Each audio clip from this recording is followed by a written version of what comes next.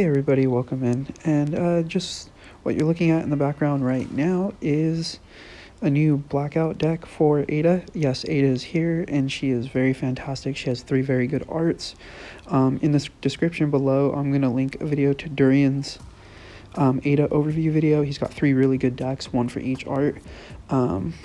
This is her first art, Blackout, that you're seeing in playing on right now, and this is a version of it that I kind of just combined the Slurple archetype that came last time with, and it's actually, I didn't think it was going to perform very well. I didn't think this was going to be my main deck this season, but it's turned out to really be strong for me and very good, very fun to play.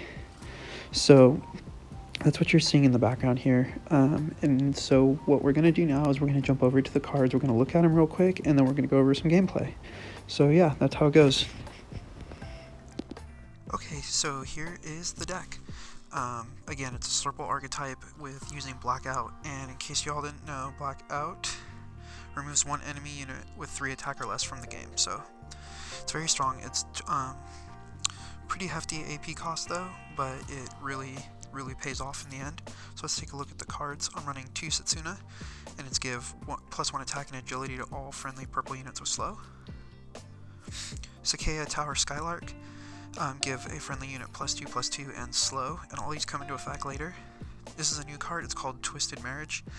Return 1 friendly purple unit to the EX pocket, lock 1 of your board slots for 10 seconds, and give a random enemy unit -4 attack, and it's for 1 attack, effective for 1 only. That works in effect with Blackout if they have a really big unit on the board. I'd use Twisted Marriage, and hopefully it hits that unit. If not, you just kind of deal with it. It's just a -4 attack to remove bigger units. Kenshin, when on the field, give all of their units +1 attack damage, and that's not +1 attack, but +1 attack damage, so when they attack, it's a +1. After dealing damage to the enemy hero, inflict a random enemy unit with halt for 5 seconds, so very strong, very good 3-cost card. Blue Cyclops is a new unit from last set. He's a spirit, and he's got flight and slow. After dealing damage to an enemy hero, give a random purple unit in your hand with an MP cost of 2 or more -1 MP. So he just lowers the cost so you can keep cycling in and out units. I run him and Kenshin at 3, and I also run Otani at 3. He has slow and crush, and attacking deal 2 damage to a random enemy unit. Your hero gains life equal to the amount of damage dealt. I use fake intel in this deck, because most of the time there's going to be at least 3 or 4 units on the board with this deck, so you can negate higher cost cards with it. I only run it at 1. Instance Cannon, it removes slow from a friendly unit with slow, and it deals 5 split damage amongst units, and your hero gains life according to the damage dealt. So that's really good, and it removes slow, so then they'll just start moving at normal speed. But if you use Setsuna, they have agility on them, so they have agility. A new negate card, Acting in Secret. Negate an action card with an MP cost of 2 or less. At memory 2, you can negate a cost of 3 or less, and at memory 7, it additionally halts an additional unit for 1 unit for 5 seconds. So very good. I feel that's a very good negate card. It powers up and it gets better. Mitsunoti, he has agility. Older card, gives it a random unit -1 attack, which is effective for 1 attack, and at memory 7 he gets +2 attack. This is to just kind of chip and lower that attack so you can get him within that Blackout range and remove him. Kuroda Kanabe, he's a human and he has slow and growth 3. He gains, at level 2 he gains +1/+1 and spillover, and at level 3 he gains +1/+1 and loses that slow. That comes into effect, so when he loses that slow, if he has a Setsuna on, he then has that agility. Fallen Angel Mitsunoti is another new unit from last set. He has agility, and while he's in your EX pocket, your hand or EX pocket, if this unit's attack is 4 or lower, whenever a friendly unit dies it gains +1, so he can drop down as a 4/7 when you drop him, and when placed on the field he removes slow from all units with slow and gives them agility instead. So then it just makes a massive pressure, so that's what he's for, and that's why you have these cards that give slow, including Mori Montanori, he has spillover, and when played, he gives up to 2 purple units in your deck with a card MP cost of 3 or less slow and counter damage +1 and puts them onto the field. So he loads your field with your 3 MP units plus him. Blah blah blah. You work it out, and it just goes from there. Gives you the ability to use Setsuna and Tower and things like that. So that's the deck. Let's take some look at some games real quick, and then we'll get you going. Alright, this first game is against Antibody Activation. As you're going to see, it's going to be a lot of A-rank games because this is my climb from A-rank to champion when the season started. So first, we're just going to go, we're just going to let our MP gain, and then we're going to react later. I went up to 9 before I made the drop because I wanted to make sure in case they activated an action I can negate it. So right away I'm going to add +2/+2 to Kanabe because then he's a 6/6, now he's a 7/7 with no slow anymore. So he's going to start getting damage in, plus he had the extra damage from Kenshin.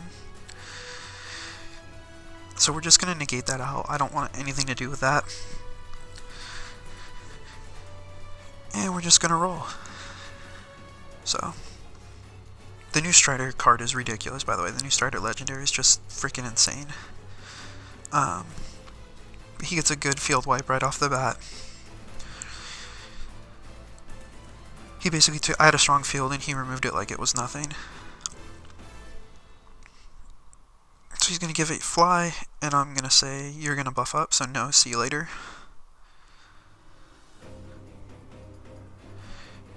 And don't think this is over yet. They make a massive comeback here, so I should have saved that for when Leon, or for when Leon dropped, but it would have been too late anyways.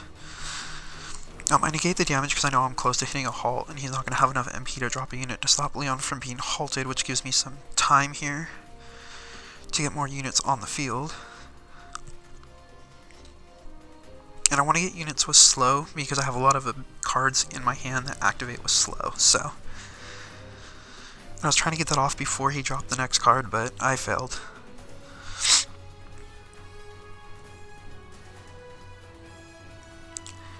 And he gets another... I mean, see, this is Jill's thing, is she's a survivor in this game. And I don't want anything with that land. I know he has a detonate, and he can just start removing stuff. And here I'm kind of in a bind. I got in a... I only have 12 actions in my deck, but at this point I was kind of action stuck, so I needed to use that negate even if I didn't want to. Well, I guess in hindsight I could have pulled it off the field with Twisted Marriage, but we'll go with that.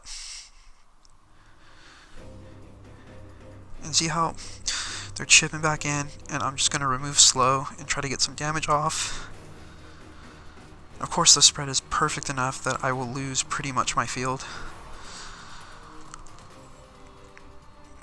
But we're just powering up Mitsunoti down there in the hand. Here I'm just waiting to make two drops specifically. I'm waiting to make the demon drop and then Mitsunoti right after,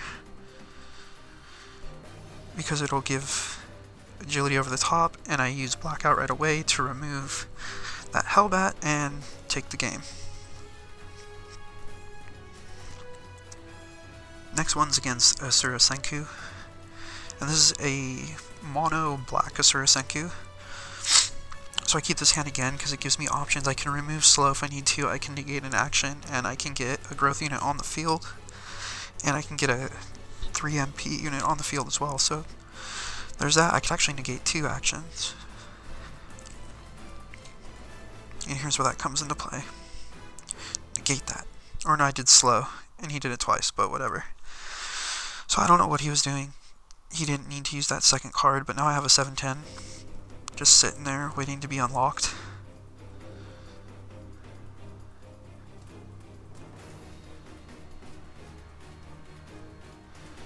It didn't really help, but it got me Mitsunoti on the field with agility. So I'm just going to kind of wait it out and see what he does. I'm going to negate the rebirth just because that's fun. Because it kind of messes with their strategy a little bit.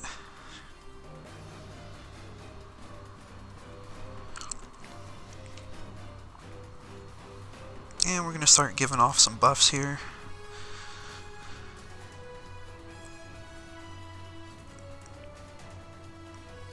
As you can see, like, Kanabe becomes like this huge, massively huge unit. And of course he drops right there before I can even do anything about it. I'm going to remove the bottom Tyrant because I don't want another one on the board, another big boy.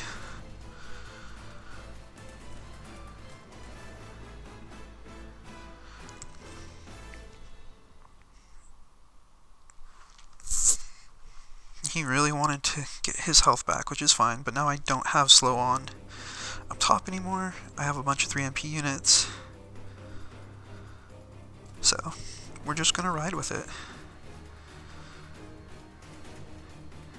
Could I have removed him and saved him back to hand? Yes, but I wanted to hold on to it because I know that if he gets a rebirth, it's probably gonna be Orochi, which it was.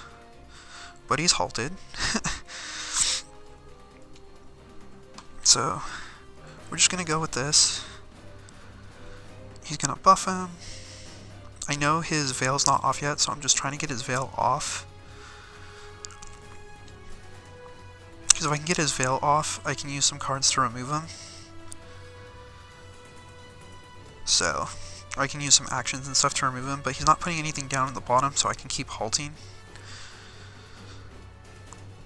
And I was hoping it would hit Orochi. It did. And then there goes Orochi. Goodbye. He's going to remove that tyrant.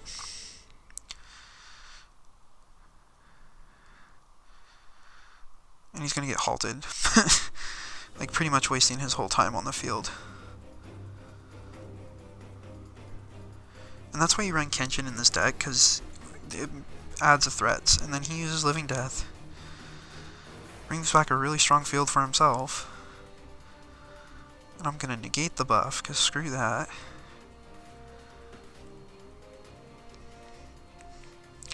I need a unit to die, so I'm able to use my Blackout, and I want to use it on the Black Crown. The best part is, no matter what he does, I'm over the top for 3. So, there's that game.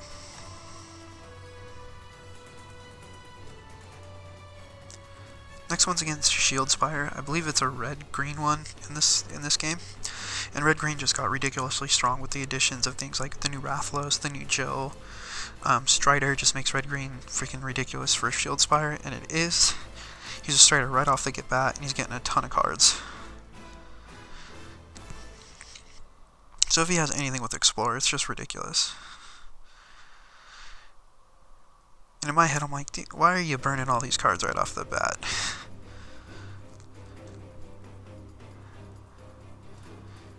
Like that burn. He just burned, what, 6 cards?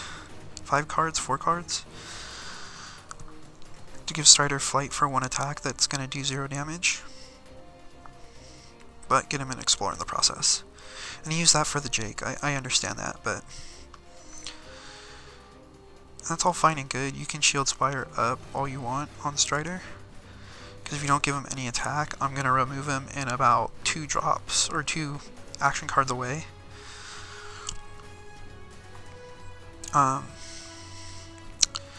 So he's continuing just to use actions and burn actions. He has already burned 9 of them now, 7 or 8 or something like that, close to 9.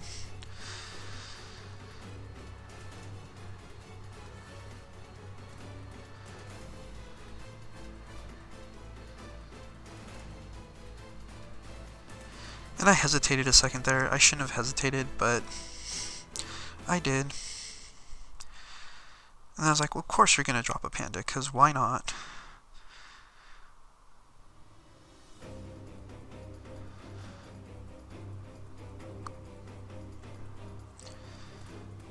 And I use it to get, again, -4.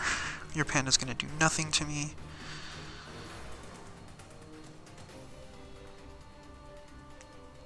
And I'm just waiting to make some drops like that. And there's that Rathlos card I was talking about.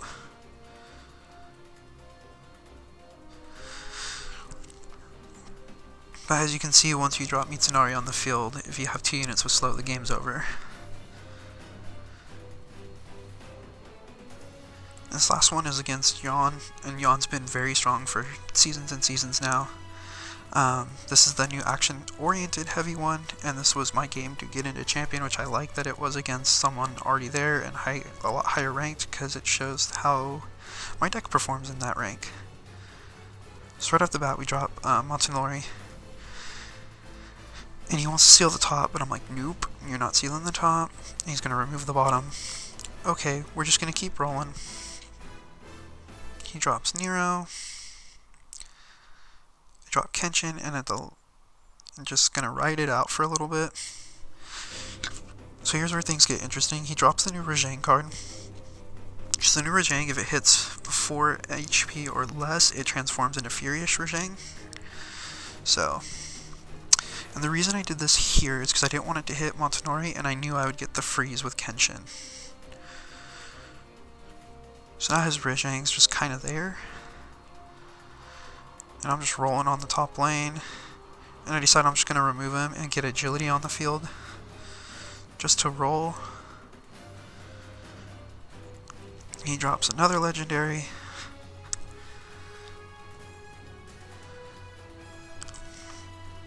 And he's going to shield up. I'm going to negate, but of course he's going to shield again. Because that's what we do when we're green now. We stack every strong legendary card into the deck with 20 actions, and we roll from there. As you can see, he's still shielding.